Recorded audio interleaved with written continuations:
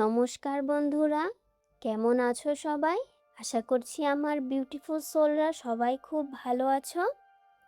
আমি আজকে তোমাদেরকে বলবো মা কালীর যন্ত্র সম্পর্কে।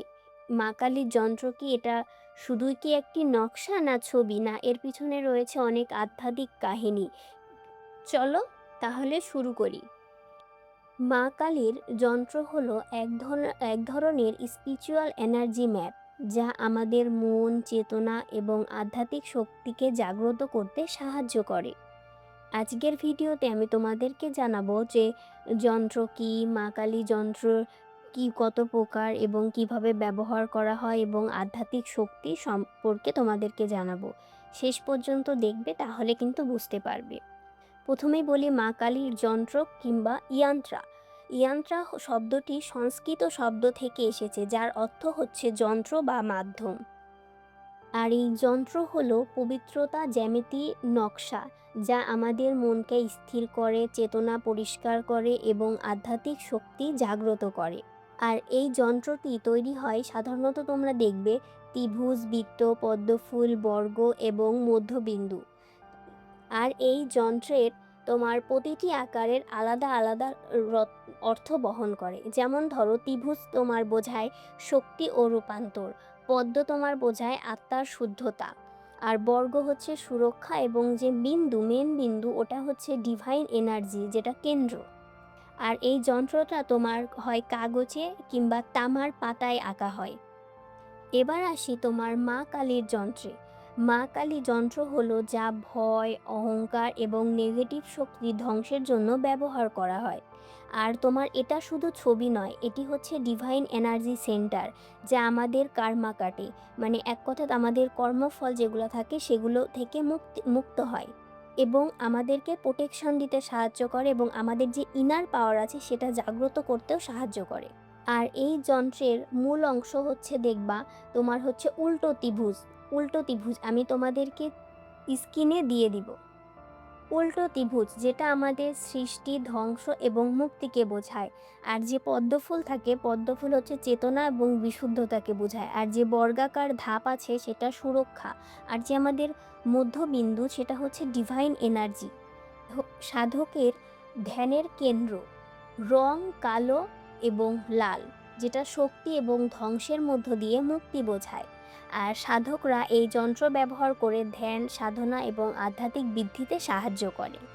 আর তোমার হচ্ছে এই কালী যন্ত্র 4 প্রকারের আছে।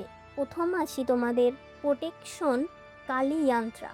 এর এই এর এই ইয়ান্ত্রার উদ্দেশ্য হচ্ছে নেগেটিভ শক্তি এবং ব্ল্যাক ম্যাজিক থেকে সুরক্ষা দেয়। এর ব্যবহার হচ্ছে ঘরে বা মেডিটেশনের ঘরে স্থাপন করা উচিত। তারপরে আসি তোমাদের ফেয়ার রিমুভাল কালী ইয়ান্ত্রা। এটা হচ্ছে আমাদের ভয়, এনজাইটি, স্ট্রেস দূর করে। এটা হচ্ছে ব্যবহার করা হয় ধ্যানের সময় এর কেন্দ্রের দিকে চোখ রাখার মাধ্যমে। তারপরে তোমার হচ্ছে কার্মা ক্লিনজিং ইয়ান্ত্রা। এটা হচ্ছে অতীতের কার্মা কাটে। তারপরে তোমার রাশি হচ্ছে আধ্যাত্মিক জাগরণী। এর উদ্দেশ্য হচ্ছে কুণ্ডলিনী শক্তি জাগ্রত করা, ইনটিউশন এবং আমাদের যে ইনার পাওয়ার আছে সেটাকে বৃদ্ধি করা। আর এই যে প্রত্যেকটা যন্ত্র কথা তোমাদেরকে বললাম, এই প্রত্যেকটা যন্ত্র কিন্তু তোমাদের উদ্দেশ্য অনুযায়ী ব্যবহার করা হয়, মানে যার যেটাতে সমস্যা সেই সমস্যা অনুযায়ী কিন্তু ব্যবহার করে। এবার আমি তোমাদেরকে বলবো যে এই যন্ত্র তোমরা কিভাবে ব্যবহার করবে। প্রথমে তোমরা একটা পরিষ্কার জায়গায় যন্ত্রটাকে রাখবে এবং চোখ এবং কেন্দ্র ওই বিন্দুতে রাখবে। তারপরে তুমি হচ্ছে শান্ত মনে আস্তে আস্তে মন্ত্র জপ করবে। এই যে কালীর মন্ত্র আছে ওই মন্ত্রগুলা জপ করবে, ধীরে শ্বাস নেবে। তারপরে ধ্যানের শেষে কৃতজ্ঞতা প্রকাশ করবে। দৈনিক তুমি 5 থেকে 10 মিনিট ধ্যান করতে পারো। আর এই যন্ত্রের শক্তি যখন বৃদ্ধি পায় তখন মন শান্ত, উদ্দেশ্য পরিষ্কার এবং ধ্যান নিয়মিত হয়। আর এই যন্ত্র থেকে তোমার আধ্যাত্মিক এবং মানসিকভাবে উপকার পাওয়া যায়। যেমন ধরো, মানসিকভাবে আমাদের ভয় কমে, ওভার থিঙ্কিং কমে, আত্মবিশ্বাস বৃদ্ধি পায়। অনেকে দেখবে যে আত্মবিশ্বাস আসে না, ওটা ব্যবহার করার ফলে তোমার আত্মবিশ্বাস বাড়ে।